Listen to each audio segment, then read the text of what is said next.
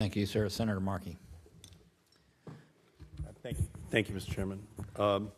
Secretary, President Trump is claiming that North Korea is, quote, no longer a nuclear threat, and we do know that is absolutely not true. We have yet to see any tangible progress towards denuclearization. And I know that it's clear to everyone that North Korea's dismantling of an outdated missile test facility, as well as a previously dismantled ICBM assembly building, which can be rebuilt within 3 days, are empty gestures and not indicative that North Korea has changed its tune. They are continuing to use the Kim family playbook, going back to his grandfather, where they front-load rewards to themselves while exploiting ambiguity and delaying real concessions to the United States and to the West. We do not have nuclear inspectors yet on the ground in North Korea. Is that correct, Mr. Secretary? That is correct. North Korea continues to produce fissile material, nuclear bomb material. Is that correct?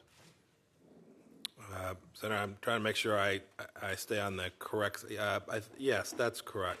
Yeah. Just trying to make sure I don't cross into classified information. I'm not trying to hesitate. Yes, they continue to produce fissile material. Yeah. So North Korea is continuing on both of those fronts. Is North Korea continuing to pursue submarine-launched ballistic missiles? I can't answer that for you here in this. You cannot answer that? No, Senator.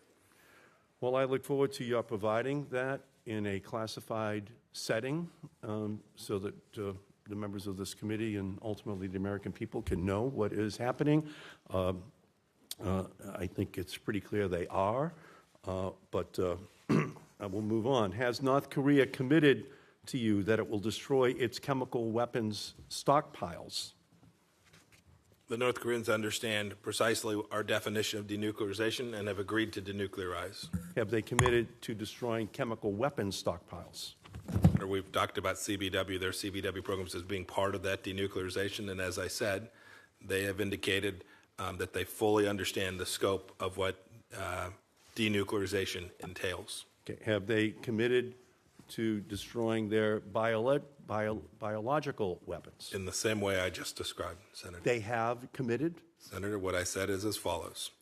We have made very clear that the entirety of the North Korean CBW program is contained in the U.S. understanding of denuclearization, and I am confident that the North Koreans understand clearly America's definition, and they have agreed to denuclearize. Okay. Does the United States have an inventory of North Korea's warheads, materials, facilities, and other programs? Senator, I can't answer that here. Has North Korea committed to halting its human rights abuses? Senator, their human rights abuses continue today. If I may say, with respect to each of these questions, each of the activities that you have described was taking place on January 19th, 2017, and we are working to stop them in ways that were not being undertaken prior to the time the Trump administration took office. There were full-on trade with North Korea. And I appreciate all that. I guess what I'm saying is I just appreciate that. I think it's important to understand the progress that we've made and the efforts and the modalities we're using to stop the activity that had gone on for decades. I'm just going back to the statement made by President Trump that North Korea is no longer a nuclear threat, and I'm just trying to determine what that means. And may I help? I'm happy to help. I'm happy to try and articulate what I think is there any verifiable evidence of progress towards denuclearization? Oh, yes, absolutely. What is verifiable? We are sitting at the table having conversations. We have had lots of discussions that I'm not going to get in here to today. But I would tell you that you discounted the destruction of the missile engine test facility. That missile engine test facility was functional, viable, and operational and in use in January of 2017, before this administration took office. Well, that I guess you and I interpret that gesture differently. Senator, I've made no interpretation. In terms of verifiable progress, I'm talking about not trusting Kim Jong-un without verifying North Korea's actions. So that's really what the discussion's about. What has been verified? I understand that you're talking, but here's what I also understand, that the United States has unexpectedly suspended military exercises with South Korea, that North Korea hasn't started returning American war dead despite the president's announcement that the returns had already taken place. China and Russia continue to export oil to North Korea in violation of the UN resolutions and U.S. Sanctions that didn't exist before this regime took office. And North Korea still has chemical and biological weapons and brutalizes its own people.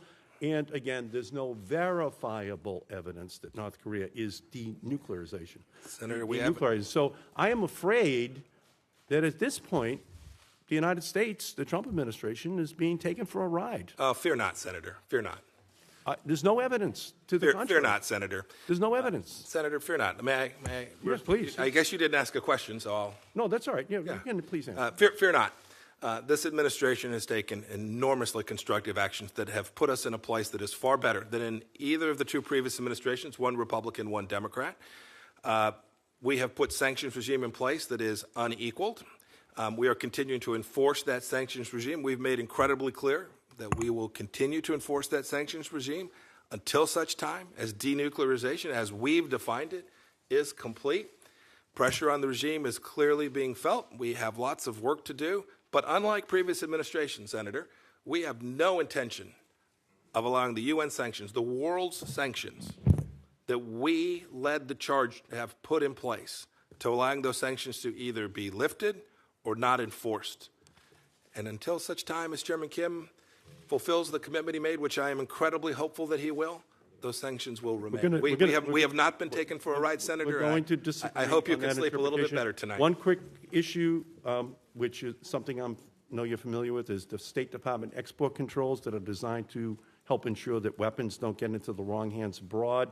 So I want to bring to your attention a special exemption from those export control rules that the State Department plans to use to issue this Friday. It will allow blueprints for downloadable guns to be published online and acceptable worldwide.